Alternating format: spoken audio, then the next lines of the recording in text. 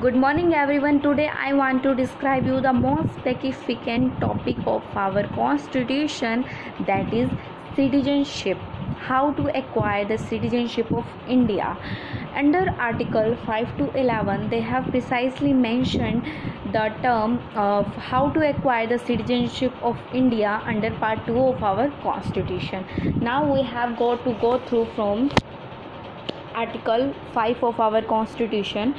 Before 26 January 1950, the Indian authority have acquired to some conditions to acquire the title of to acquire the Indian citizenship. Number 1, you have the domicile, plus you have to born in India, or you either of your parents is born in India, or ordinary residents in India at last 5 years prior to the commencement of the constitution of India.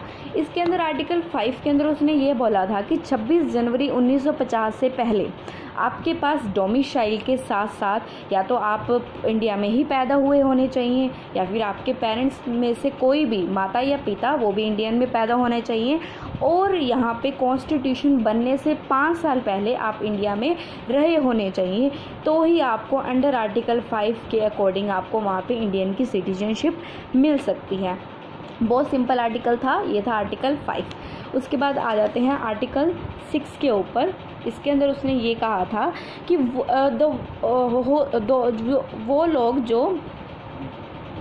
वो लोग जो पाकिस्तान से India आए थे और उन्होंने कहा था कि अब हमें यहाँ पे इंडिया की सिटीजनशिप चाहिए, तो उनके लिए इंडियन अथॉरिटी ने कुछ कंडीशंस अप्लाई की थी. उन्होंने कहा था या फिर तो वो पर्सन खुद इंडिया में पैदा हुआ होगा तो मिल जाएगी, या फिर उसके पेरेंट्स पैदा हुए होने चाहिए.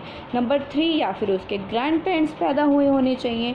उसके बाद फिर उन्होंने कहा कि जो लोग 19 जुलाई 1948 से पहले इंडिया में आए हैं उनको तो इंडियन सिटीजनशिप मिल जाएगी, उनके लिए कोई कंडीशन नहीं थी. सिर्फ उन्होंने कहा था जो लोग 19 जुलाई 1948 से पहले आए हुए होने चाहिए. फिर उन्होंने कहा कि जो लोग 19 जुलाई 1948 के बाद में आए हैं उन्होंने उनके लिए कोई कंडीशन लगाई. उन्होंने कहा सबसे पहले तो उन्होंने कॉम्पिटिटेंट अथॉरिटी बनाई कि यहाँ से ये लोग अपना रजिस्ट्रेशन कराएंगे एज ए इंडियन सिटीजनशिप, लेकिन उससे पहले उन्हें 6 महीने इंडिया के अंदर रहना पड़ेगा. उसके बाद ही वो कॉम्पिटिटेंट अथॉरिटी के पास जा सकते हैं और उनसे जाकर आगे अपनी इंडियन सिटीजनशिप वो एक्वायर्ड कर सकते हैं. उसके बाद आ जाता है आर्टिकल 7. इसके अंदर वो लोग आते हैं जो माइग्रेट हुए हैं, जो पहले तो पाकिस्तान में चले गए थे इंडिया छोड़ के, फिर वो वहाँ पे पाकिस्तान से जब वो सेटिस्फाई नहीं होते तो फिर वो वापस इंडिया आना चाहते हैं. ये आर्टिकल उन लोगों के लिए बना हुआ था. इसके अंदर उसने बताया था आफ्टर 1 मार्च 1947 के बाद जो लोग आना चाहते हैं यहाँ पे इंडिया के अंदर उनके लिए सबसे पहले तो उन्होंने ये कहा कि तुम्हें पूरी तरह से अपने आप को हमें सेटिस्फाई करना पड़ेगा कि तुम अब पाकिस्तान नहीं जाओगे, तुम्हें इंडिया में ही रहना पड़ेगा. तो फिर उन्होंने सबसे पहले परमानेंट रिटर्न देना पड़ा था. उसके बाद उन्होंने जो सिस्टम उन्होंने अंडर आर्टिकल 6 के अंदर उन्होंने मेंशन किया था, जो उन्होंने अप्लाई किया था 19 जुलाई 1948 के बाद का माइग्रेटेड प्रोसीजर, उन्होंने वहाँ पर उसको फॉलो किया. उसके अंदर उन्होंने कहा कि तुम्हें 6 महीने यहाँ पर रहना पड़ेगा, और उसके बाद जो कॉम्पिटिटेंट अथॉरिटी बनाई हुई थी उसके अंदर जाके तुम्हें 6 महीने बाद अपना रजिस्ट्रेशन करवाना पड़ेगा एज ए इंडियन सिटीजनशिप. ये था आर्टिकल 7. उसके बाद आता है आर्टिकल 8.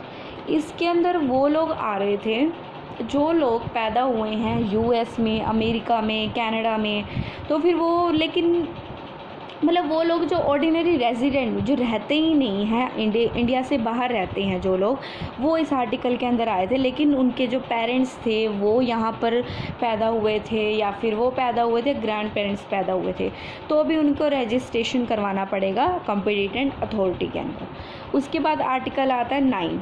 इसके अंदर वो सिटीजनशिप आते हैं जिन्होंने अपनी मर्जी से कहा कि हम फ़ॉरेन जा रहे हैं, हम इंडियन की सिटीजनशिप नहीं चाहते, तो उनको कोई सिटीजनशिप नहीं मिलेगी दोबारा से. अब वो वहीं खुद ही अपनी वॉलंटरी उन्होंने इंडियन सिटीजनशिप छोड़ दी.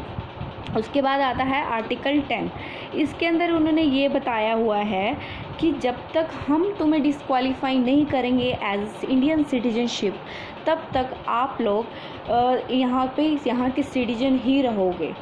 उसके बाद अंडर आर्टिकल 11 के अंदर उन्होंने ये बताया कि जैसे कि 26 जनवरी 1950 के अंदर बोला गया था कि जो सिटीजनशिप की जो पावर्स होंगी वो पार्लियामेंट के पास होगी, टिल नाउ वही पावर्स आज भी पार्लियामेंट के पास ही है। बस यही बताया गया है आर्टिकल 11 के अंदर।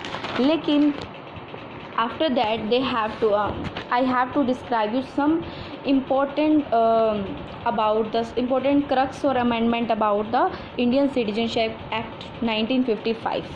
Okay, in